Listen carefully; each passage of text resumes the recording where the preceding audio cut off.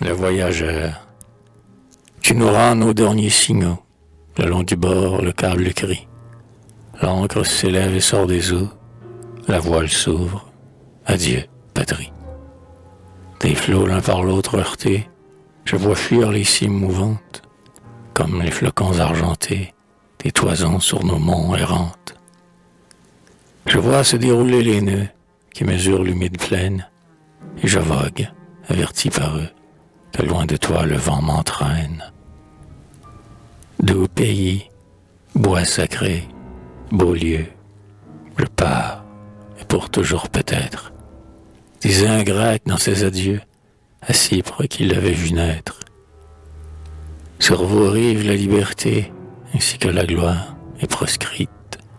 Je pars, je les suis, et je quitte le beau ciel qu'elles ont quitté.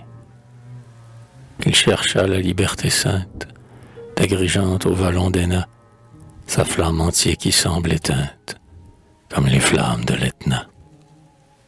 À Naples, il trouva son idole, qui tremblait un glaive à la main.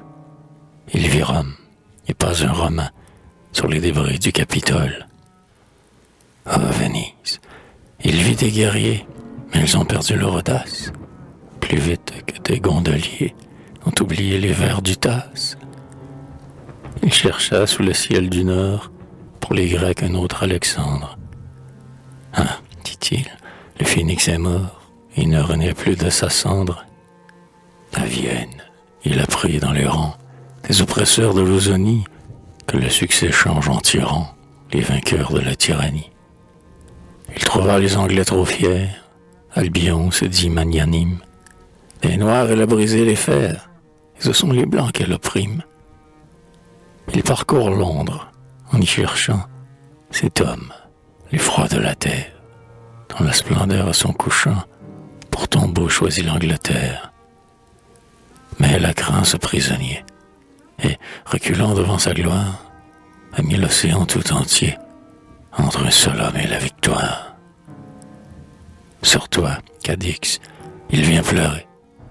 Nos soldats couvraient ton rivage. Il vient, maudissant leur courage. Il part, de peur de l'admirer. Paris l'appelle. Au seuil d'un temple, le grec, dans nos murs arrêtés, sur l'autel voit la liberté. Mais c'est un marbre qu'il contemple. Semblable à ces dieux inconnus, à ces images immortelles, dont les formes sont encore belles, dont la divinité n'est plus. Pour avoir son île chérie, il franchit les flots écumants, mais le courroux des musulmans avait passé sur sa patrie. Des débris en couvraient les bords, et de leurs cendres amoncelées, les vautours, prenant leur volée, emportaient les lambeaux des morts. Il dit, s'élançant dans l'abîme, les peuples sont nés pour s'offrir. Noir océan, prends ta victime, s'il faut être esclave ou mourir.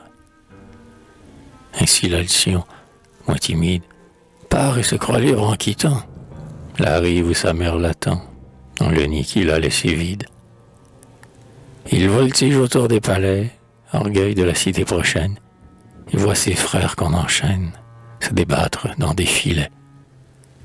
Il voit le rossignol qui chante les amours et la liberté, punis par la captivité des doux sons de sa voix touchante. De l'Olympe, il voit l'aigle altier, brisé pour sortir d'esclavage, son front royal est prisonnier contre les barreaux de sa cage. Vers sa mère, il revient tremblant, et l'appelle en vain sur la rive, où flotte le duvet sanglant de quelques plumes fugitives. L'oiseau reconnaît ses débris, il suit le flot qui les emporte, rase l'onde en poussant des cris, plonge et meurt, où sa mère est morte.